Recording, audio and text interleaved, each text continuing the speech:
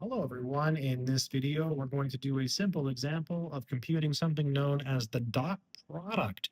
So given two vectors, we can find what's called the dot product. So our first vector is the vector whose first component is -1, its second component is 2, this vector, its first component is 4, its second component is 6. Let me just show you how to find the dot product. Let's do it. Solution. So -1, 2, dot 4, 6.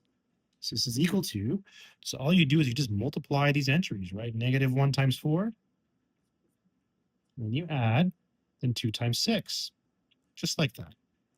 Okay, so multiply the first entries, add, multiply the second entry. So -1 times 4 plus 2 times 6.